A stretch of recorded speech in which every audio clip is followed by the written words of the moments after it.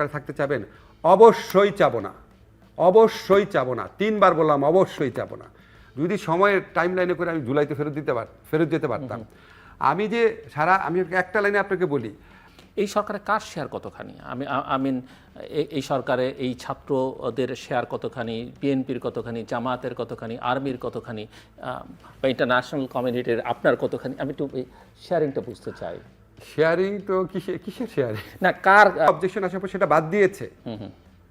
আবার তাদের লিস্টে যে ছিল না, ধরেন তারা বলেছিল উনি আন্দোলনকালীন সময় তো আমাদের সাথে ছিল না, সেরকম একজন আবার বিএনপির কথায় আসছে। আবার এমন একজন আসছে যার সম্পর্কে আমি জানতামই না আসবে, সে জামাতের কথায় আসছে। সো ছাত্ররা নিজের ইচ্ছা সবকিছু ডিসাইড করে না। সেজন্য বলছে যে কার প্রাধান্য বেশি এখানে। না, আমি আপনাকে শুধু প্রাধান্য তো আমি বলতে পারবো না আপনাকে, কিন্তু আমি আপনাকে এটা বলতে পারি, ছাত্ররা পলিটিক্যাল পার্টি যারা আছে, আন্দোলনে যারা শক্তি আছে, সবার সাথে হয়তো কথা বলা নাই, যাদের সাথে কথা বলে না তারা খুবই মাইন্ড করতে পারে, কিন্তু ওইখানে এত সময়ের সীমাবদ্ধতা ছিল, এত একটা তাড়াহুড়া পরিবেশ ছিল। বাংলাদেশের ইতিহাসে কোনো কেয়ারটেকার গভর্নমেন্ট এভাবে হয় নাই জিল্লুর। আমরা জানতাম একটা কেয়ারটেকার গভর্নমেন্ট হবে, সবাই আলোচনা করে টোরে লোকজন ঠিকঠাক করে প্রস্তুতি নিয়ে, এটা ভূমিকায় আছে। এখন হয়তো আপনি সামনে আছেন দেখে উদাহরণ, হয়তো সরকার গঠনের ব্যাপারে আপনার পরামর্শ হয়তো নেয় নাই, কিন্তু ওইটা ইচ্ছা করে আমি মনে করি না যে আমার তো গুরুত্বপূর্ণ আমার মতামত নিতে হবে। স্টেক হোল্ডার বলছে না, আমি আপনি সামনে আছেন দেখে উদাহরণ দিচ্ছি। ওরা ডেলিভারিটি আছে, ওর সাথে কথা হলো, ওর সাথে কথা হলো, এটা করে নাই। আর আমার সাথে যে কথাগুলো বলেছে আমি আপনাকে বারবার বলতেছি, ধরেন 50%-এর ব্যাপারে আমি কোনো ধারণাই ছিল না, এবং আমিও যাদের নাম প্রপোজ করেছি সেখানে 60% তারা আমার প্রপোজালে 3 রকম রিয়াকশন দেখিয়েছে। একটা বলছে স্যার এটা তো আমাদের লিস্টে অলরেডি আছে, তারপর একটা বলছে স্যার এটা একটু দেখতে হবে, আরেকটা হচ্ছে স্যার না উনি তো আমাদের সময় আন্দোলনে আমাদের সাথে 15 বছর উনি কী করেছে। সো 3 ধরনের রিয়াকশন। তো আমার কথা কীভাবে শুনেছে, ঠিক না? এখন ধরেন আমাদের একজন মহিলা উপদেষ্টা, ওনার নাম বলার সাথে সাথে ওরা বললো স্যার ওনার নাম তো আমাদের লিস্টে আছে, ওনার নাম সবার কাছ থেকে আসতেছে। রেজওয়ানার কথা, রেজওয়ানার নাম সব মহল থেকে আসছে। সেটা তো আমার কথাতে হয় নাই, এগুলো অলরেডি তারা ডিসাইড করে রেখেছে। এবং তারা 3টা দিন আমি যতদূর জানি আর কি, যত মানুষের সাথে পারে কথা বলার চেষ্টা করেছে, সবচেয়ে বেশি কনসালটেশন করেছে বিএনপি আর জামাতের সাথে, যতটুকু আমি জানি। আমার এটা ভুল হতে পারে। সরকার কতটা নিরপেক্ষ? সরকারের তো অনেকগুলো হাত পা আছে। এখন আমি যদি আপনারা বলি, ধরেন চ্যানেল আই কতটা, ধরেন আওয়ামী লীগ আমলে চ্যানেল আই কতটা সরকারপন্থী, তো চ্যানেল আইয়েরও তো অনেকগুলো কম্পোনেন্ট আছে না? কোনো কম্পোনেন্ট একটু বিএনপির প্রতি সিম্প্যাথেটিক, কোনো কম্পোনেন্ট আওয়ামী লীগের প্রতি বেশি কোনো কম্পোনেন্ট আছে একটু বামের প্রতি, কোনো কম্পোনেন্ট আছে ইসলামিক। একটা ফ্যামিলির মধ্যে মূল প্রবণতা যারা ডমিনেট করে, যারা, আপনি যদি বাকিদের কথা জিজ্ঞেস করেন, আমি তো অন্যদের কথা আমার বলা উচিত না। প্রফেসর ইউনূস একজন গ্লোবাল আইকন, সারা পৃথিবী তাকে সম্মান করে, আমরা উনি হয়েছেন বলে সবাই গর্বিত, কিন্তু সামগ্রিকভাবে অনেকে মনে করেন যে উনি কিছুটা শিশুসুলভ এবং সরল, এবং যে কারণে অনেকেই তাকে নানাভাবে প্রভাবিত করতে পারে। কেউ কেউ মনে করেন উনি পেজের মধ্যে আছেন, সেটা আপনাদের মনে হতে পারে। উনি যখন ইন্টারভিউ দেন, স্যার খুব ক্যাজুয়ালি ইন্টারভিউ দেন, কোনো কথা বলেন, মনে হতে পারে উনি সারাটা দুনিয়া ভেজে খাওয়া মানুষ, বুঝছেন? উনার ডেপথ অফ আন্ডারস্ট্যান্ডিং আনবিলিভেবল। একটা কথা বলবে করবে, উনি সবার সাথে কথা বলে, উনি 4 জন 5 জন 7 জনের সাথে কথা বলে ডিসিশন নেয়। আর সরকারের মধ্যে কে কোন দলের কি প্রভাব আছে ভাই, আপনার আমি শুধু একটা কথা বলি না, কিন্তু সরকারের যা কিছু হচ্ছে সব কি ওনার, সব ওনার, যেমন শেখ হাসিনা যেভাবে একেবারে ওসি পর্যন্ত পৌঁছে যেতেন, সেটা আমরা চাই না, কিভাবে হবে না, সেটা আমরা কামনা করি, কিন্তু মেগা অভিহিত না থাকলে পরে থাকেন, যেমন ধরেন আপনার হয়ে যাওয়ার পরে সিদ্ধান্ত হয়ে যাওয়ার পরে হয়তো জানেন, কারণ উনি তো শেখ হাসিনা না, উনি তো খালেদা জিয়া না, উনি আমাদের এই দলের সাথে যাদের কাজ করছেন, যেমন ধরেন 4টা পক্ষ আছে। হ্যাঁ, এখন ধরেন আমি একটা পক্ষে। এখন প্রশ্নটা যদি আপনি আমাকে করেন, তা আমি তো বাকিদেরকে সাবজেক্টিভ ভাবে ইভ্যালুয়েট করব, ফলে আমার ইভ্যালুয়েশন সত্যি হবে না। আমি শুধু আপনাকে একটা কথা বলি, এখান থেকে বুঝে নেন। আমাদের বাঙালি সোসাইটিতে দেখা গেছে এক ভাই জামাতপন্থী, এক ভাই আওয়ামী লীগ পন্থী, এক ভাই বিএনপিপন্থী, কোনো স্বার্থের জন্য না, কিন্তু সত্যি সত্যি। যেমন আমি আপনাকে ফ্র্যাঙ্কলি বলি যে আমার এক ভাই আওয়ামী লীগ পন্থী, আমি প্রচণ্ডভাবে অ্যান্টি আওয়ামী লীগ। আবার আমার এক ভাই আছে, আমি কাজিনদের মধ্যে বলছি, বেশ ইসলামিক লাইনে ঝোঁক আছে। তো একটা সরকারের মধ্যেও তো এরকম থাকা স্বাভাবিক। আওয়ামী লীগ পন্থী কেউ নাই, কিন্তু ধরেন কারো একটু জামাতের রাজনীতির প্রতি মায়া থাকতে পারে, কারো বিএনপি রাজনীতির প্রতি একটু মায়া থাকতে পারে, কারো বামদের প্রতি বেশি মায়া থাকতে পারে। এখন আমি তো সাবজেক্টিভভাবে, আমি তো এগুলি অবজেক্টিভলি পরিমাপ করা যায় না, কিন্তু অ্যাজ এ হোল যখন আমরা একসাথে বসি বা স্যারের বাসায় কয়েকজন মিলে বসি, আমরা চেষ্টা করি খুব চেষ্টা করি যখন ডিসকাশনের পর্যায়ে যায় কোনো রকম পার্সিয়ালিটি যেন না হয়। কার বা পরোক্ষ বা সরকারের একটা বড় গোষ্ঠীর বা একটা প্রভাবশালী অংশের বেশ ভালো সম্পর্ক আছে। সো মানুষ কিভাবে মনে করে? তাহলে আমি আমাকে দিয়ে বলি আপনাকে, আমার সাথে তো বিএনপির বহু নেতার খুব ভালো সম্পর্ক। না, সেটা থাকতেই পারে। হ্যাঁ, থাকতে পারে। সেটা থাকা আর এক ধরনের রাজনৈতিক সম্পর্ক থাকা, রাজনৈতিক সম্পর্ক মুহূর্তে আশীর্বাদ, ব্লেসিংস, গাইডেন্স, আশীর্বাদ বা আমি আজকে গ্যারান্টি দিয়ে বলছি আপনাকে যে আমার যদি ব্লান্ডার না হয়ে থাকে, আমাদের উপদেষ্টা পরিষদের কেউ ছাত্রদের রাজনৈতিক দলের সাথে যুক্ত হবে না, কেউ না। যদি হয় তাহলে আমার সারা জীবনের জাজমেন্ট আমি মনে করব। কেউ যদি না হয় তাহলে আপনি আমি আপনাকে বলি এই ছাত্র সংগঠন আমি করা উচিত না, যে করেছে আমি জানি না, অবহিত না, করা উচিত না, আমাদের তো ভুল হতে পারে। কিন্তু আমি আপনাকে যে জিনিসটা বলতে চাচ্ছি, ধরেন মায়া, ভালোবাসা, স্নেহের কথা তো বললেন। আচ্ছা, ধরেন আমার সাথে ফখরুল ভাইয়ের যে সম্পর্ক 15টা বছর এই আন্দোলন সংগ্রামে, ফখরুল ভাইয়ের অধিকার আছে আমার ফোন করে একটা রাগারাগি করা। আপনাকে আমি এত বড় কথা বললাম, আন্দোলনকালীন সময়ে বহু গোপন জায়গায় আমি ওনার সাথে দেখা করতাম, একা কথা বলতাম। এখন ফখরুল ভাইয়ের সাথে আমার সম্পর্ক আছে না?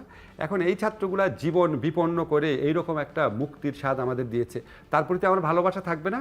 আমার কাছে যদি ওরা পরামর্শের জন্য আসে, ছাত্ররা কেন, যে কোনো রাজনৈতিক দল যদি পরামর্শের জন্য আসে, অবশ্যই আমি পরামর্শ দিব, অবশ্যই দিব। আন্দোলন পার্টি করছে কিভাবে করব, আমি তো ওদের সরাসরি বলি, তোমরা যে ফান্ডিংয়ের ব্যাপারটা বাংলাদেশে একটা রেকর্ড করো, প্রকাশ্যে চাঁদানো, যে ভাই আমি এই দলে, আমেরিকায়, ব্রিটেনে, ইউরোপে যেরকম হয় এরকম পরামর্শের বাইরে কিচ্ছু নাই। অন্তর থেকে চাই তারা একটা পরিশুদ্ধ বিকল্প রাজনৈতিক ধারা গড়ে তুলুক। এটার মধ্যে কোনো লুকোচাপা নাই। আমার কথা আমি আপনাকে বলে দিই, আমার যদি বুদ্ধিবৃত্তিক হেল্প লাগে সেটার সাথে আমার সরকারি দায়িত্বের কোনো সম্পর্ক নাই। আমার বুদ্ধিবৃত্তিক হেল্প যদি আজকে জামাতে ইসলামও যদি আইসা বলে ভাই আমরা এই সংস্কারের ব্যাপারে কি সিদ্ধান্ত নেব, আমি বলতে পারি ভাই আমার কাছে মনে হয় আপনারা এটা করলে ভালো। এটার সাথে আমার সরকারি দায়িত্বের সম্পর্ক নেই, কারণ আমার দায়িত্বের এটাতে প্রভাবিত হচ্ছে না। আমি ছাত্রদের কোনো আনডিউ, যেমন আমি আপনাকে বলি আমার এখানে যে কাজ টাজ হয়, আমি আপনাকে গ্যারান্টি দিতে পারি আমি কোনো আনডিউ অ্যাডভান্টেজ দিচ্ছি না।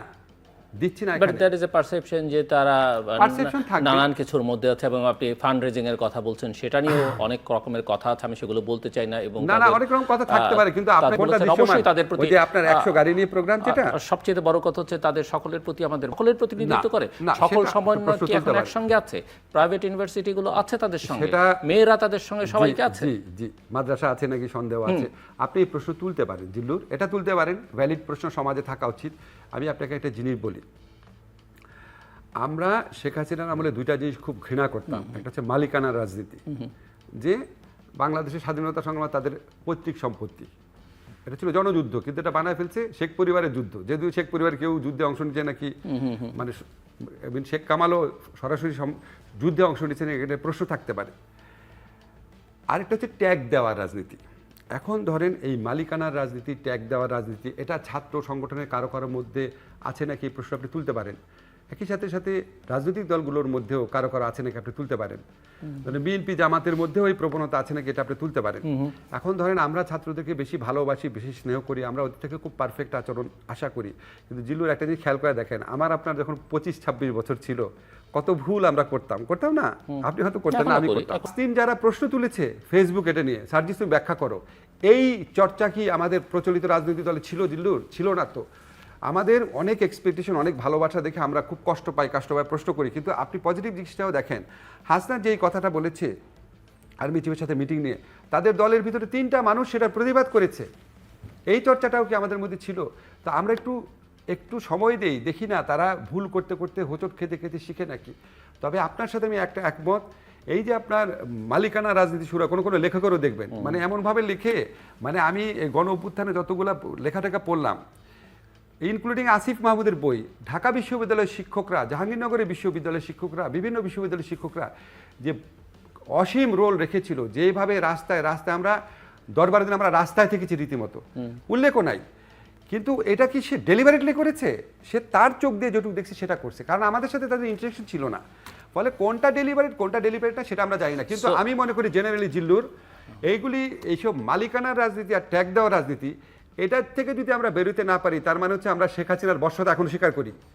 শেখ হাসিনারে আপনি বিদায় করেন নাই, আপনি যদি শেখ হাসিনার আদর্শ, মালিকানার রাজনীতি, ট্যাগ দেওয়ার রাজনীতি, এটা যদি আপনি আপনার ভিতরে ধারণ করেন, তার মানে আপনি শেখ হাসিনার ভাবশিষ্য। এটা বুঝতে হবে সবাই।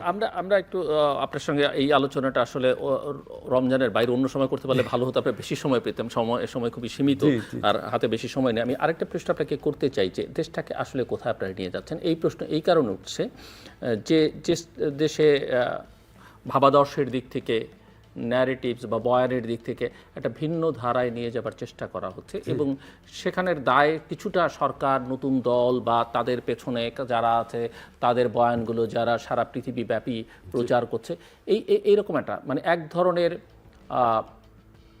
উগ্রবাদ, এক ধরনের এক্সট্রিমিজম, যেভাবেই বলি না কেন, এটার একটা উৎপত্তি বা চর্চা এখন হচ্ছে। এটা যদি জনতার নামে উন্মত্ততা, এইসবের বিরুদ্ধে মাহফুজ যে স্ট্যান্ডটা নিয়েছে, যেভাবে নিন্দিত হয়েছে স্ট্যান্ডটা নিয়ে, যেভাবে নিজেকে ভালনারেবল করেছে, এই পজিটিভ সাইডগুলোও দেখেন। এবং আমরা যখন মাত্রা ছাড়া পর্যায়গুলি চলে গেছে, সরকারের পক্ষ থেকে যে বিভিন্ন ব্যবস্থা নেওয়া হয়েছে সেটাও দেখেন, ঠিক আছে। আমি নাম বলতেছি না, কিছু পত্রিকাতে বা কিছু পলিটিক্যাল পার্টির অফিসে বা কিছু সরকারের পক্ষ থেকে যে প্রতিরোধের চেষ্টা করা হয়েছে, এমনটা আমি একটা হাটগুটায় বসে আছি। আপনি বলতে পারেন আমাদের সেই প্রতিরোধের ব্যবস্থাটা আরও বেশি জোরালো, আরও একটু আগে হওয়া উচিত ছিল। এখন আমরাও তো একটা লার্নিং প্রক্রিয়ার মধ্যে দিয়ে যাচ্ছি। আমি আপনাকে একটা কথা যদি বলতে চাই, আমার বিবেচনায় বাংলাদেশের কোনো সরকার 1985 সন থেকে আমি সরকারকে খুব কাছের থেকে দেখি, তার আগেটা আমি জানি না, বাংলাদেশের কোনো সরকার 1985 সনের পর থেকে এত ডিফিকাল্ট সময় পার করে নাই। ফলে আমাদের তো ভুল হবে। আমি মাঝে মাঝে বলি কি, আমরা একটা ঝঞ্ঝা বিক্ষুব্ধ সাগরের মধ্যে দিয়ে আমরা একটা দুর্বল জাহাজে করে পাড়ি দিচ্ছি। জাহাজটায় গায়ে যদি মৌলবাদ বা উগ্রবাদের তকমা লাগে, সবচেয়ে বেশি রেপুটেশন ক্ষতি কার হবে? তকমার পক্ষে কোনোদিন কথা বলি নাই। আমরা দুঃশাসনের বিরুদ্ধে, ফ্যাসিজমের বিরুদ্ধে কথা বলেছি, কিন্তু আমরা তো উগ্রবাদ পক্ষে কথা বলি না। তো আমাদের একটা সময়, সামনে বছর এরকম সময় হয়তো দেখা যাবে আমি আপনার কাছে আসতেছি আসিফ নজরুল হিসাবেই তো আসার কথা। এটাই তো আমার পরিচয়, এটা তো সামান্য দিনের পরিচয়, উপদেষ্টা হিসাবে এটা দায়িত্ব পালন করা। আমি সারাক্ষণ ফিল করি আমি Dhaka university teacher, Asif Nazrul civil সোসাইটির মেম্বার। আমার তো আপনার সামনে এসে দাঁড়াইতে হবে, মুখ দেখাইতে হবে। হয়তো কেন মানে আমাদের যেটা আছে, আমাদের তো একটা টাইম লাইনও দেওয়া আছে, ডিসেম্বর থেকে জুন। কিন্তু আপনি আবার মাঝখানে খেয়াল করেন এর মধ্যে রোজা আছে, বন্যা আছে। তো হয়তো একটা চেষ্টা থাকবে সামনে বছর রোজা, বন্যা এগুলির আগে ইলেকশন করার চেষ্টাই থাকবে। আমার ব্যক্তিগত বিশ্বাস, সেন্সিবলি দেখলে এটাই হওয়ার কথা। বলছেন যে স্থানীয় সরকার নির্বাচন আগে হতে হবে, সেটাও তিনি বলছেন উপদেষ্টা। এখন আমি আপনাকে বলি, এটা আমার মনে হয় ভাই, আবার তারাই বলছেন, এই ছাত্রদের এই একটা অংশ বলছেন যে শেখ হাসিনার বিচার, ফাঁসি এগুলোর আগে নির্বাচন হবে না। বলি আমি একটু ক্লিয়ার করে নিই। আমি যে বললাম ফেব্রুয়ারি মাঝামাঝি মধ্যে ইলেকশন হতে পারে, এটা বিভিন্ন ভাইব দেখে আমার ধারণা হয়েছে। I am nobody to specify the date, আমি নোবডি।